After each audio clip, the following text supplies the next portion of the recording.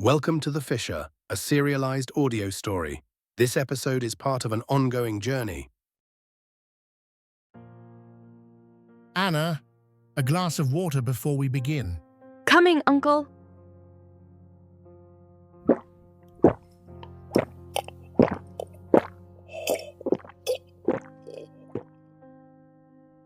Let us begin.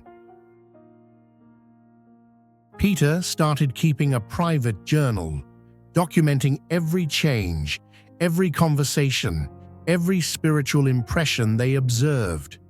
Valerie sat the children down and made it clear. These gifts are not play toys or abilities for show-off. They are treasures, sacred things meant to be guarded and used to glorify God, not flaunted. Kay listened quietly. He was proud of his siblings, and even a little protective.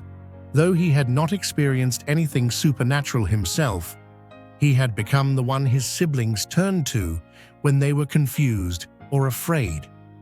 He would often calm them down, help them make sense of dreams, or speak with their parents when they felt unsure. Despite everything, Kay remained unchanged, at least on the surface.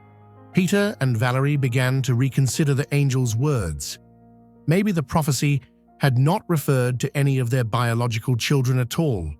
Maybe it meant a spiritual child, someone they would one day mentor or lead to Christ. This idea was comforting. It meant their children would not be thrust into danger. And besides, Peter and Valerie themselves still operated in their spiritual gifts. Perhaps what Josh and Kezia had received was not so unusual after all. But deep inside, especially in Peter, there was a quiet uncertainty. Something about that night still did not sit right.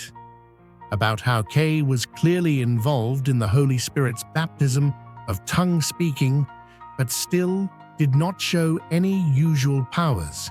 Peter called the children and made them fully aware that they were not special because of the gifts they had manifested or hadn't, but they were special because God had chosen to live in them, and their names were in the book of life. This concludes this episode of The Fisher. Want to read ahead? You'll find the link to the full book in the description below. Bye-bye.